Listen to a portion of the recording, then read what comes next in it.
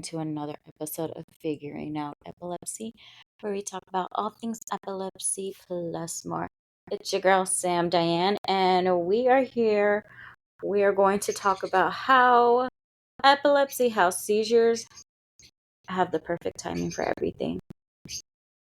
And if you know, you know. Seizures like to come around when you got things that you need to do, when you got plans, when you got parties to attend, when you out here, trying to be social, get out of your house for once. And what does seizures like to do? They like to show up uninvited, like an unwanted guest. They are just out here popping up. And like, I wish I could schedule my seizures. Like, that would be so much more efficient. I would be like, okay, let's get it together, brain. Let's do this. Okay. I'm not busy on this day. I'm not busy on this Thursday. Go ahead and pop up. Go ahead and show up. Like, you can do your thing that day. Preferably, of course, we would all love to not have seizures, but if I could schedule my seizures, or if I could schedule me not feeling well, that would be great. That would be so helpful. Like yesterday, oh, I feel so bad every time I have to do this. But yesterday well, first of all, I was supposed to record this episode because, every Wednesday I drop an episode. So I was supposed to record this episode yesterday, which is on a Monday. And then I was also supposed to record another episode with a guest that I'm going to be having. But I wasn't feeling good. I had the biggest headache of my life. I was feeling nauseous. I was a little twitchy. Not too bad, but I was a little twitchy. And I was just thinking, like, today of all days, when I literally have 2 podcast episodes to record, I need to get ready because I started work today. So I need to get ready. I wanted to make sure I was feeling good, but the day before I start work, I don't feel good. And I was freaking out. I was like, oh my goodness, imagine my first day of training and I have to call out. That's going to be horrible. I already feel like I have that label on my forehead at work where she's the employee that calls out all the time. For the most part, most people know that I have epilepsy, but I feel so bad every time I have to call out because it's like it's putting my work or putting my coworkers, the staff in a predicament, and hopefully they can find someone to sub for me. And it just sucks because I hate being that person. I hate being that person who's unreliable and who has to call out all the time. Like, I absolutely hate it. I feel so bad for my coworkers, but they are absolutely amazing. Every single one has, every time I call out, they have stepped up and they come and fill my spot. And I don't know if they talk behind my back. Probably not, because I get along. Probably not, because I get along with them. And a lot of them do follow me on social media. So they kind of see behind the scenes of everything that's going on. So if they're talking smack about me, they're not saying it to my face, but I feel so bad. I'm so sorry, guys. Like, I'm really trying to be so much better, but epilepsy is so unpredictable. It's so hard to live your life when 1 minute you're feeling great. You're getting what you needed to do done. You're accomplishing goals. You're getting tasks done. And then the next minute, headache, seizure, nauseousness, nausea, or however you say it. I can't talk today, but you go from 1 second feeling great and getting all these things done, and the next second you're having a seizure or you're not feeling well, or to the point where you just need to lay down. Like, from what doctors have told me, and I've seen doctors basically all my life, and I've seen different types of doctors. I've seen, the general practitioner, the pediatrician, the neurologist, the OBGYNs. I've seen natural doctors. I've seen doctors in Mexico that, because in Mexico they have this thing that they look into your eyes and they can tell what's wrong with you. I've seen doctors who prescribe nothing but supplements and things like that. I've seen so many different type of doctors. Like, when you get to a point where you're so desperate, you're looking at different alternatives and different types of doctors. That's how you know. That's how you know you're like, I just want something to work for me. And I've been to that place. And I have I have seen these different type of doctors, and they have all told me I have a high tolerance in pain. I have a high tolerance in pain. I've been told this my whole life by different types of doctors in Mexico, doctors in different states, doctors in California, in Arizona, in uh, wherever, like just all over the place. I have been told this, that I have a high tolerance in pain, and so when I hear people tell me that, and then they tell me, or I'm feeling sick, or I'm feeling like I have a headache, or I'm feeling like, and it's not even the worst headaches I have gotten. It's just, one that makes me feel, because when I get a headache, I start to feel nauseous. I start to feel sick. It's probably more of a migraine. That sounds more like a migraine than a headache, but yeah, that's usually what happens when I have a headache, is just start to feel super sick. I need to lay down. I need to take a breath. I need to just relax and just chill. And so I think, I'm like, if I have a high tolerance in pain and I'm over here, can't even get out of bed, can you imagine the pain that I'm feeling? Can you just put yourself in my shoes and what I'm going through? And it's not just me. It's 65 million people around the world who have to go through this. That is way too many people. That is way too many people to be having to feel sick like this. It's way too many people who has to alter their lives just because of a seizure. Oh my goodness. There have been so many instances where I started twitching really bad, and then I had a seizure in the middle of a task. I have quite a few stories for you guys. But it's like, why can't we get together, epilepsy? Why can't we just, get on a schedule, and you want to show up on a day? Okay. Show up on this day when I don't have anything going on. Like, there's been so many times where my seizures have popped up when I got things to do. And it always happens like that. They always mess up. They can mess up a wedding, they can mess up a birthday, a party, an event, a graduation, just a mundane task that you had to do that day. And you're not able to do it because your epilepsy showed up. Your seizure showed up. You had a seizure, you weren't feeling good.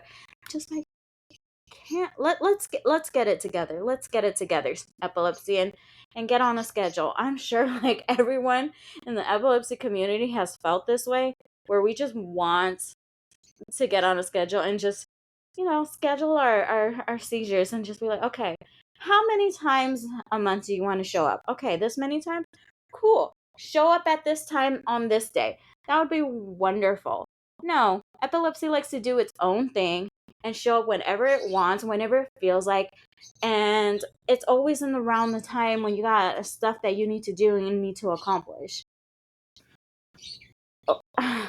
I'm like, that's that makes living with epilepsy so difficult, because it's like you're trying to live your life, but epilepsy gets in the way.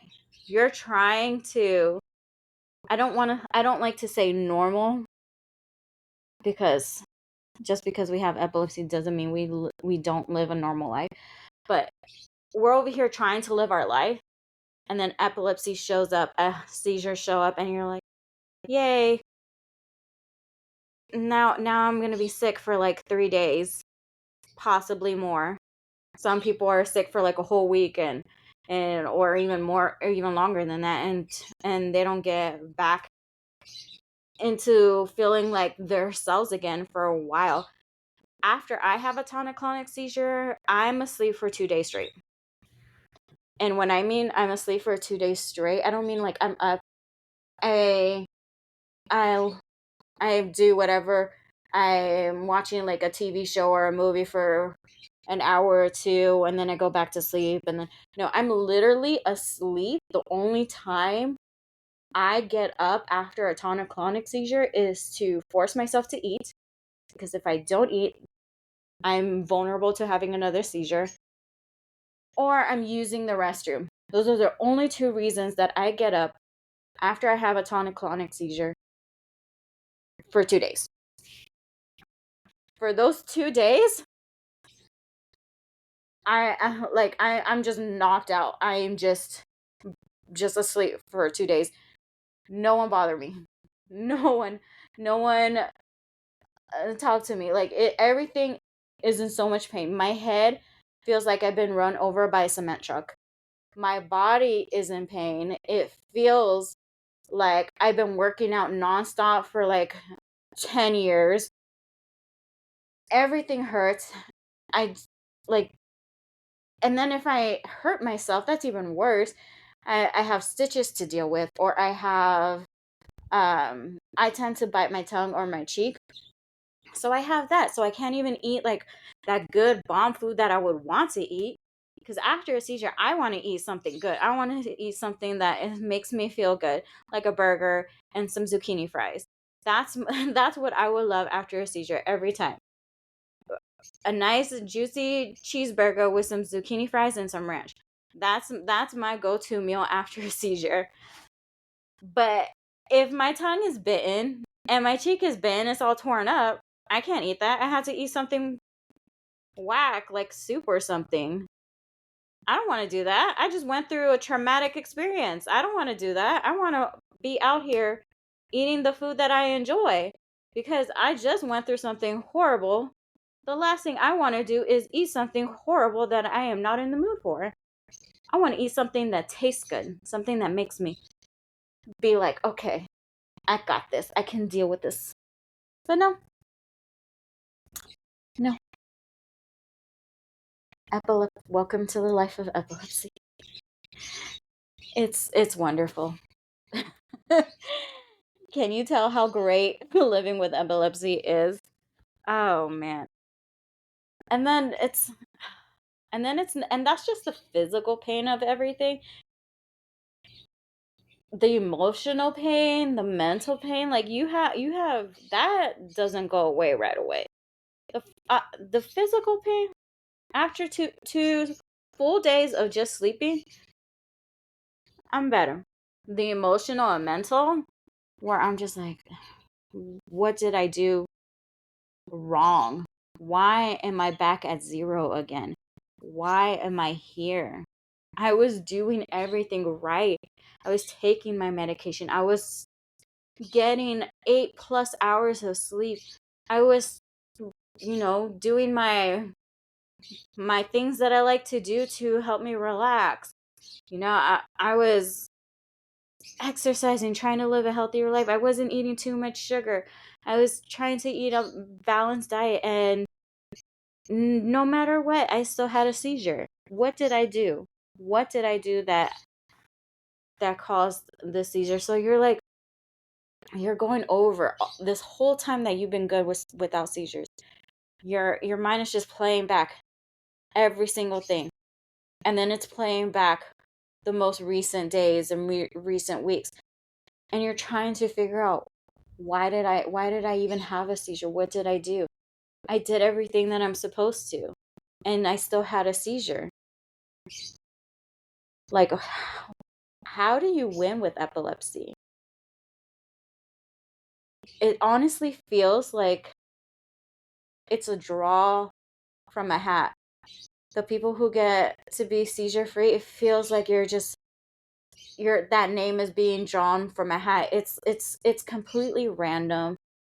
It doesn't feel like epilepsy makes sense as far as treatments, as far as what works for people. It feels like, yeah, you're a part of this community, but you're also dealing with epilepsy on your own because you're not the same. Everyone's story is not the same. Everyone's symptoms are not the same. Everyone's treatment is not the same. So it's like you're still trying to figure out and put together the pieces of epilepsy while trying to see what other people in the epilepsy community are doing and see what they do works for you. This is a horrible way to live. There has to be a better way. There has to be a better way. We need to find different solutions. We need to find just a cure, better treatment that actually work. And there's another thing. I don't understand why people with epilepsy, if you're diagnosed with epilepsy, I don't understand why you continue to see a neurologist. I don't understand why you're not automatically referred to an epileptologist. Ooh, I got that right. I always say that word wrong. But I don't understand that. I don't understand why we continue to see a neurologist. If these people specialize in epilepsy, shouldn't all people who are diagnosed with epilepsy see an epileptologist? I mean, I'm not the smartest person, but I ain't the dumbest either. That makes sense to me, right? Am I the only one? That just makes sense. If you just diagnose me with epilepsy, okay, you're gonna go see an epileptologist. Like, I don't understand that. Like, why? Like, for a while now, I've been trying to see an epileptologist just to get answers. For the most part, my seizures are controlled. Like, I haven't had a tonic-clonic seizure in 4 years. For the most part, I'm pretty good. That's why they allowed me to have my driver's license and everything. But I still want my answers, you know?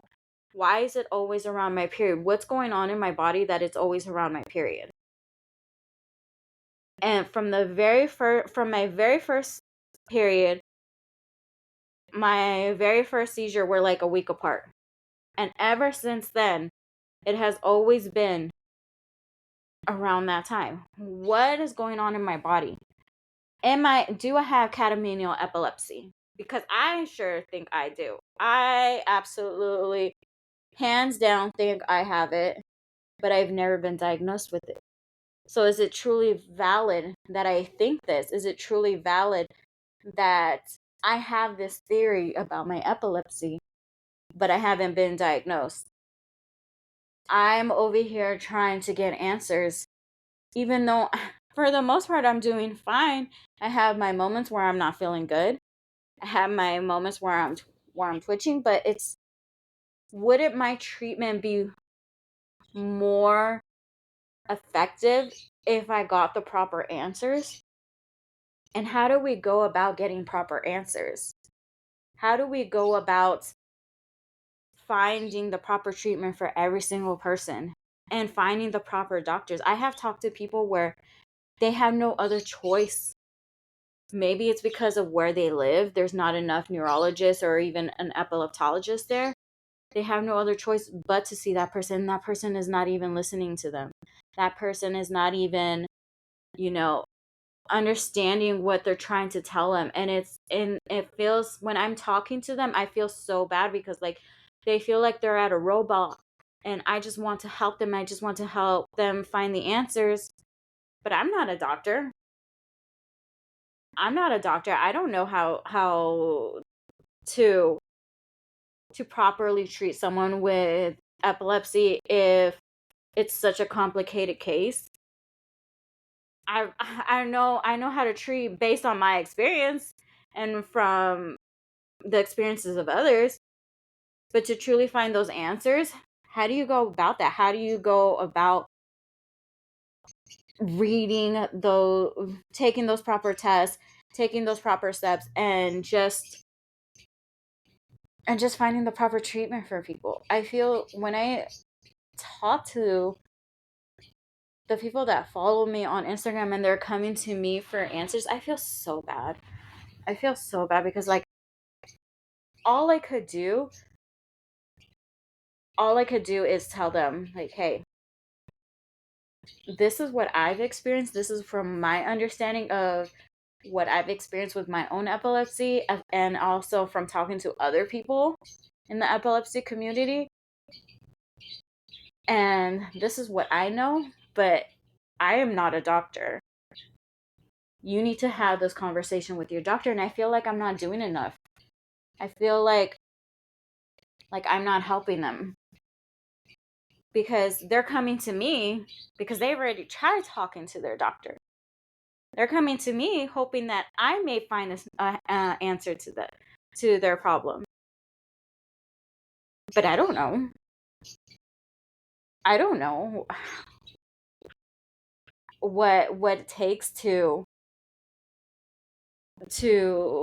find the proper solutions. I don't know how to help them more than what I know. You know what I mean? And I guess that's what a neurologist does, an epileptologist does, is help people from based on what their knowledge in school and what they've experienced with other patients. But I do not have enough information to be out here trying to tell people, oh, you have this type of epilepsy, you need this medication because it's gonna help you. I have no idea. All I can do is, try to help people the best I can, as far as telling them, like, hey, have you tracked your seizures? Have you figured out your triggers? When you figure out your triggers, it's a lot easier to start tracking your seizures, or kind of figuring out, okay, this affects me. So if I do this, there's more of a possibility of having a seizure. So if you are in a place where you're still trying to figure out your epilepsy, you're still trying to find the answers, first of all, don't feel like you're the only one. I've had epilepsy since I was 11 years old. I'm 34 years old right now. I haven't had a tonic-clonic seizure in 4 years, and I'm still trying to figure things out. So first thing, don't feel like you're alone and in trying to find the answers. I feel like the majority of people living with epilepsy, seizure free or not, they're still trying to figure things out, still trying to find the proper treatment, still trying to navigate the epilepsy journey. So don't feel like you're alone. 2, highly recommend a seizure diary. Highly recommend it. Just get yourself a composition book. They're like $1. Just write down what you do for the day. Write down what you eat for the day, how you're feeling that day. Write down if you're feeling sick in any way, if you have a headache, if you twitched, if you're on your period. For women, for men, I don't know.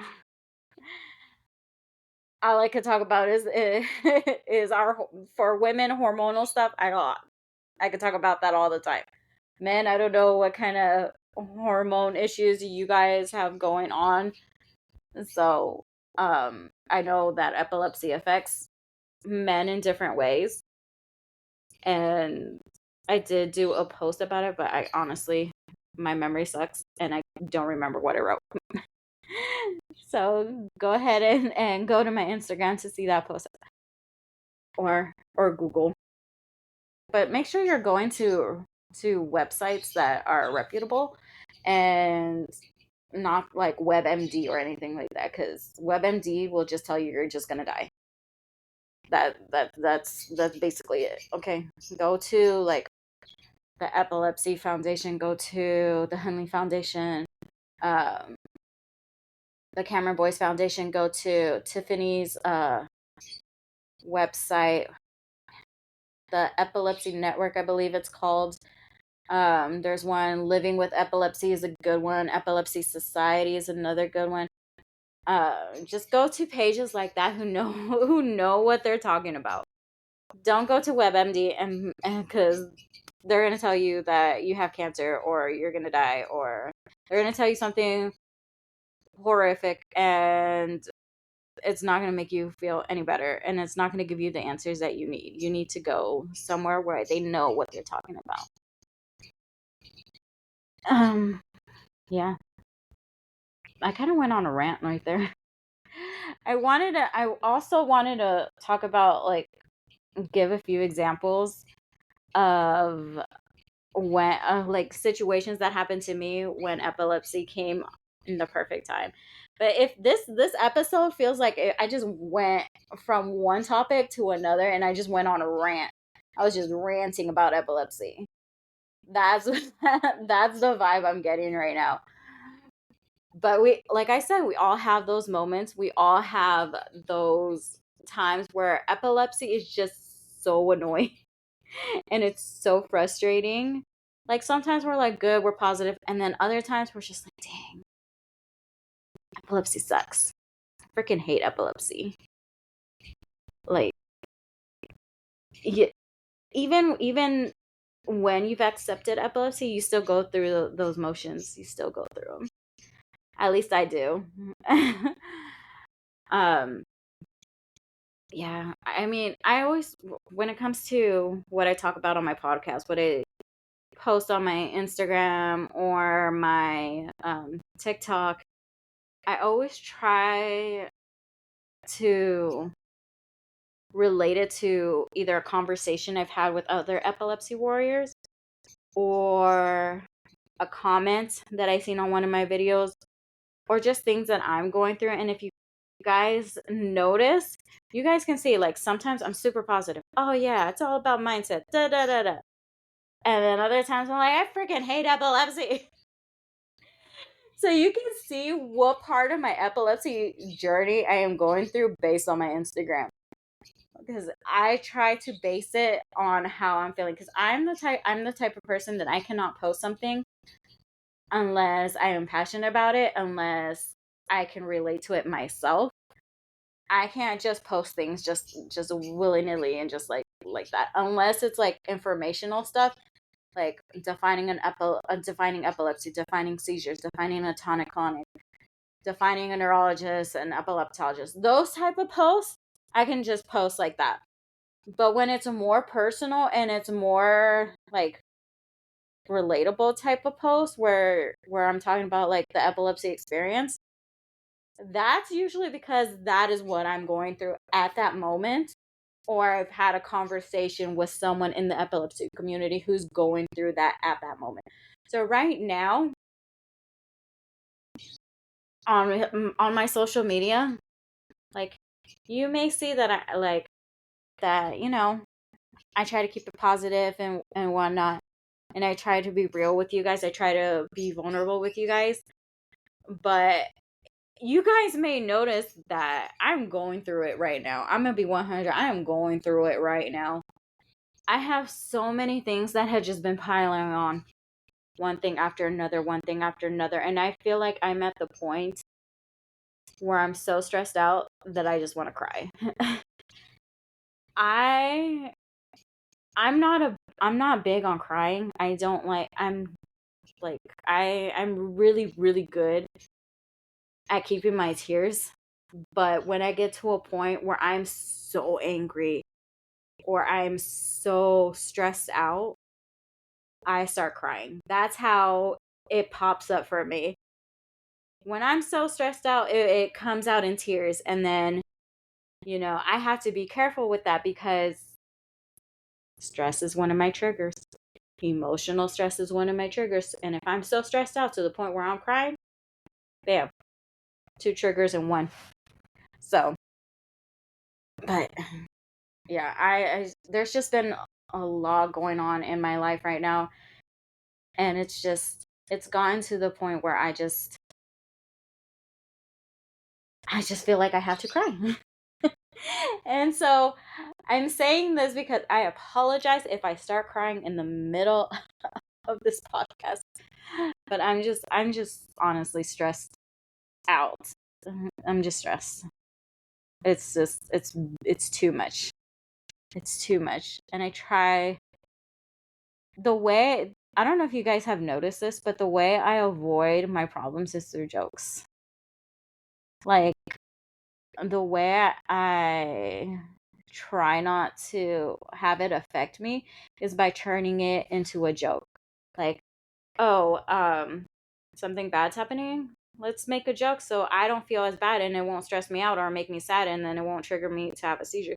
So I tend to use my humor as a defense mechanism, because if I don't, I'm afraid that I'm going to trigger a seizure. And that's another thing. It's like, living with epilepsy, you're so afraid of everything around you, because you're so afraid of triggering a seizure that you feel like you can't do this because it might possibly trigger a seizure. You can't do that because it can possibly trigger a seizure.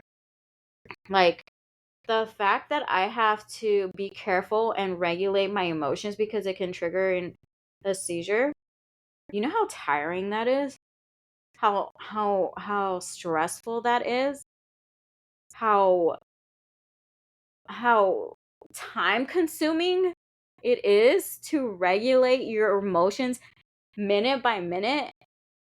I'm a very expressive person, and I'm a very, I want to say sensitive, but you know, I'm not sensitive. I'm not like too sensitive, but things do get to me. That's what I'm trying to say. As people, it gets to us, and to have to be careful with my own emotions is exhausting.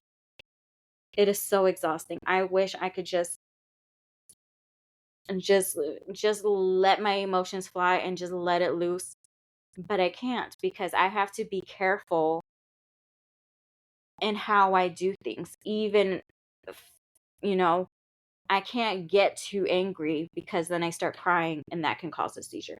I can't get too stressed out, because I can cry and that can cause a seizure. You do you like am I making sense? Because it's so hard to live your life living in fear. I absolutely hate it. And I think, honestly, that's why I gravitate towards like skydiving and like thrill seeking, because I'm like, I don't want to live my life in fear. I don't want to think about the possibility of having a seizure. I just want to live my life. And I think that's why I gravitate towards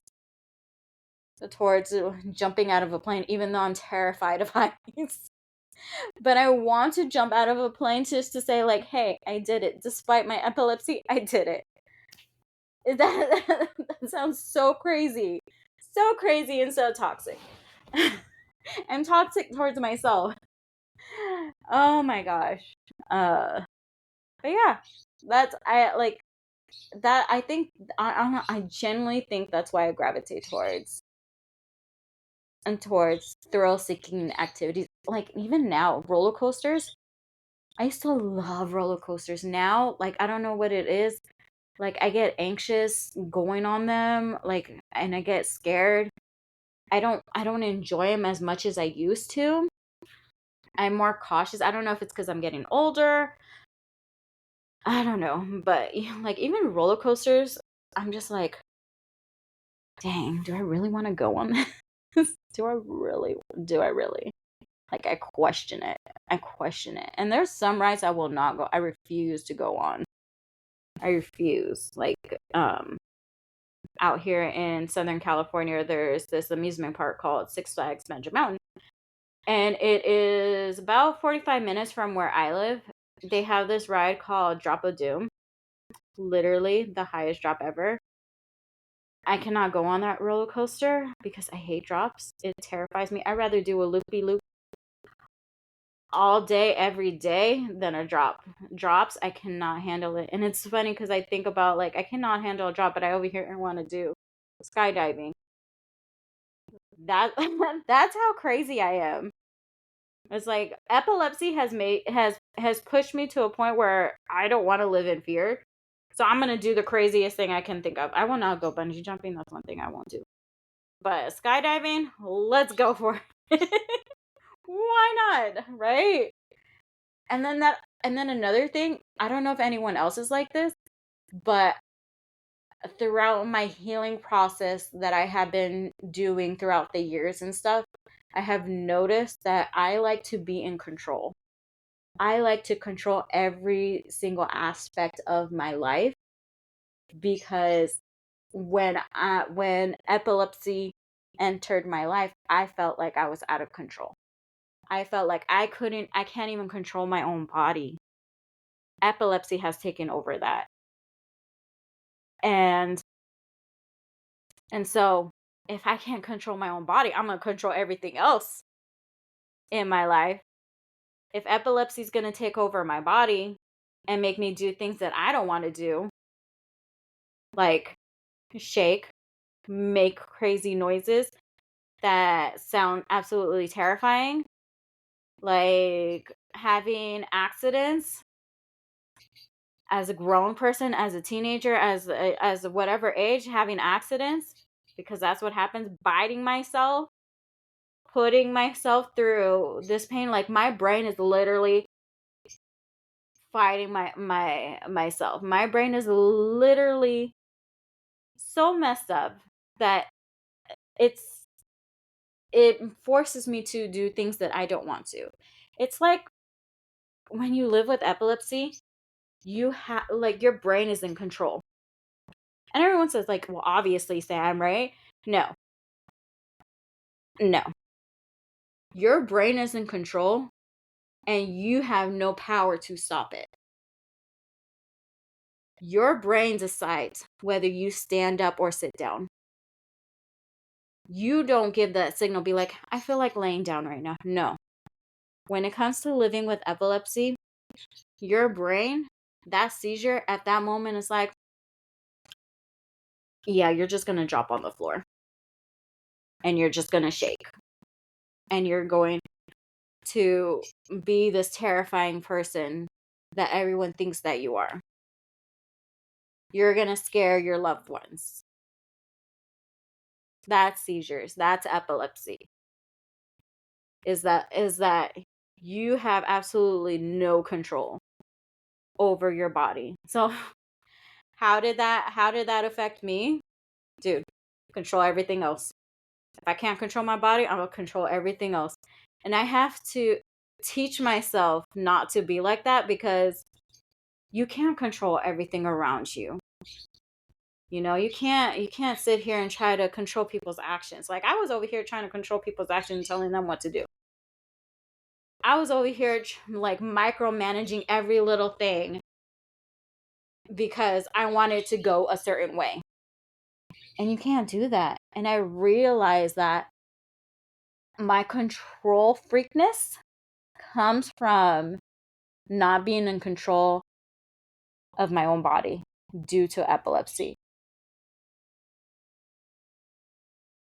Another thing that I figured out, and I just figured this part out this past weekend. So I'm just saying, we are learning about ourselves throughout this journey. I figured out that my biggest problem is feeling like I'm not enough. Because from the moment I got diagnosed with epilepsy, oh my gosh, I feel like I'm going to cry. Don't cry, Sid. You got this. From the moment I got diagnosed with epilepsy, I was told you can't do this. You're not going to get married. You're not going to have children. You're not going to be able to go to college. You're not going to be able to do this. You're not going to be able to drive. You're not going to be able to live on your own. You're not going to be able. All I heard was, no, you can't. You can't. You can't. You can't. You're not going to live a normal life.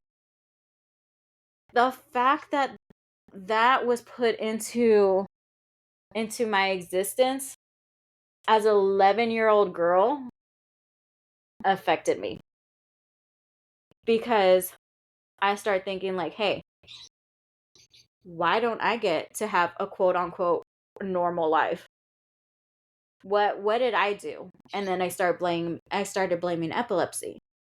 I started thinking like, it's all because of epilepsy. And me blaming epilepsy and me blaming and me feeling like I did something to deserve living with epilepsy made me feel like I wasn't enough. Made me feel like whatever scraps I got in life was good enough because I have epilepsy.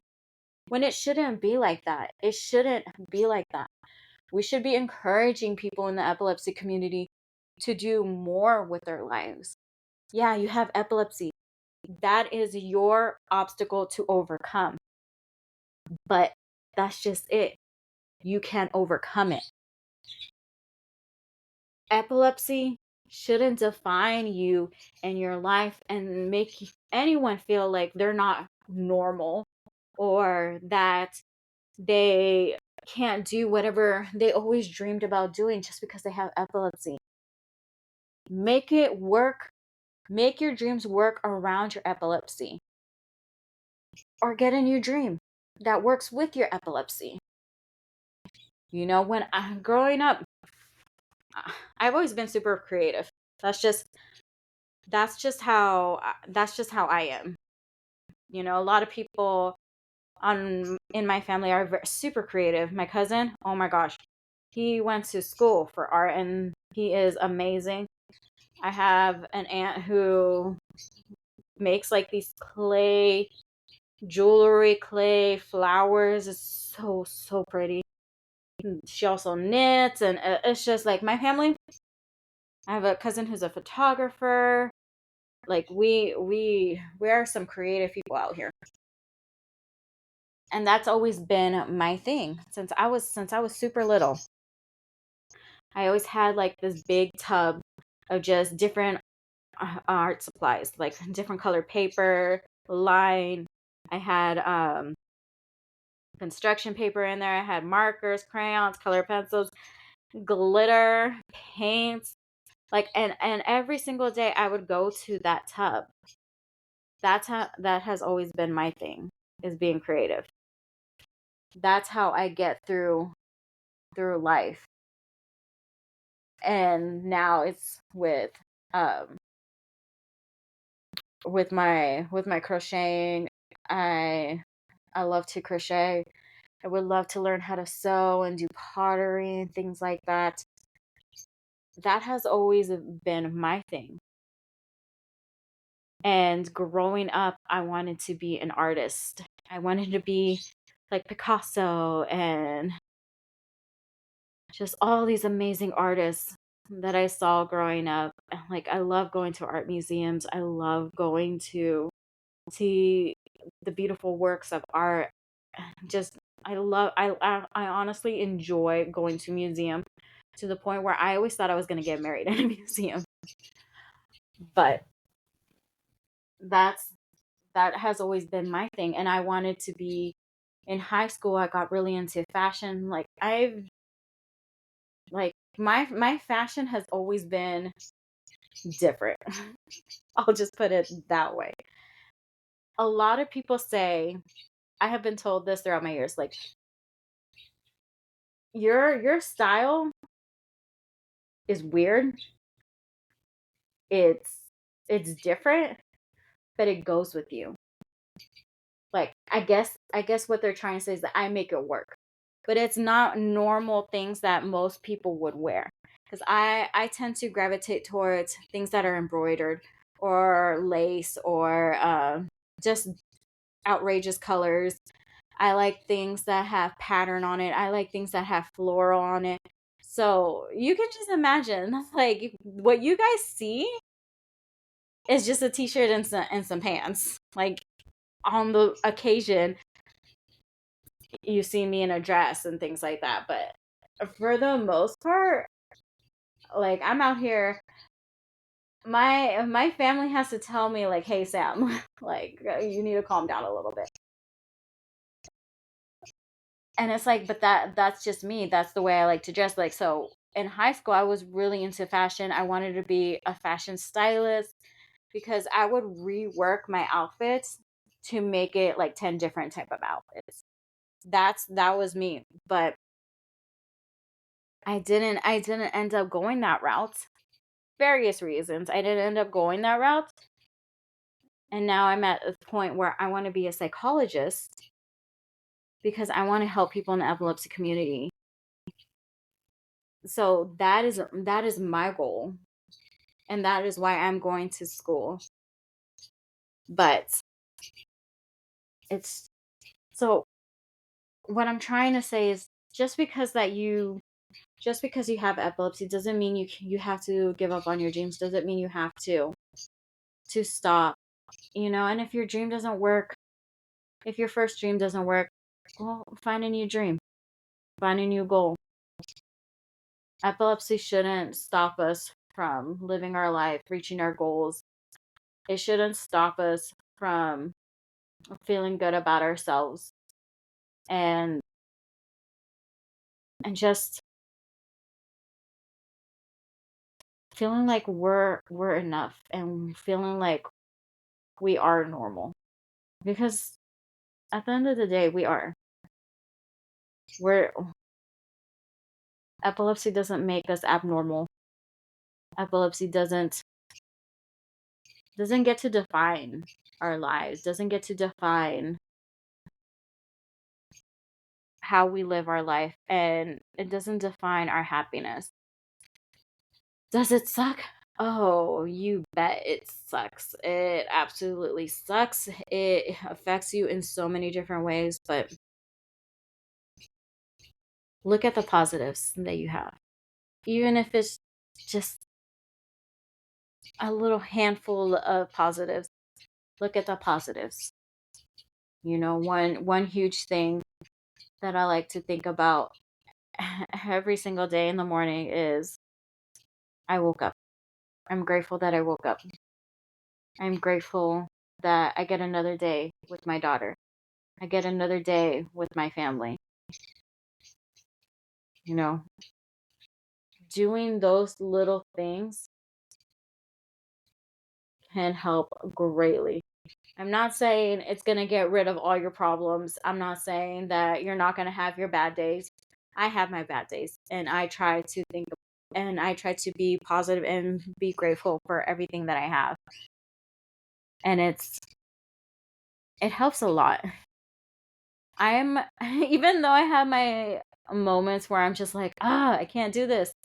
I can't, epilepsy, like, go away. I still have those moments. But even though I still have those moments, when I am practicing being grateful, practicing gratitude, practicing looking at the positive, it makes living with epilepsy a lot easier. I'm not in a dark mindset all the time. I do have those moments where I'm like, dang, I wish I could get rid of my epilepsy. I do have those moments. I do have my moments where I'm just like, I don't want to get out of bed. I don't feel good. I don't want to get out of bed. I'm just going to lay in bed all day. I do have those moments, but it's not as often as it was before. I started trying to look for the positives in life, trying to be grateful for life and everything that I do have. When you focus too much on the negatives, that's what your whole life becomes. It's just one negative thing. And yeah, epilepsy sucks. We all know this. We all know this. I think every single person in the epilepsy community can agree that epilepsy sucks, and it's hard to live with epilepsy. But that one little change in a positive mindset can help so much. And this episode has already been long enough. I don't want to go ranting more about epilepsy, because I'm pretty sure everyone in the epilepsy community can agree that we can all rant about epilepsy 24/7. But I don't want to make this episode too long, and I'll just leave that here with you guys. And like I always say, epilepsy is not the end, but rather the beginning of something different. I'll see you guys on the next episode of Figuring Out Epilepsy. Bye, guys.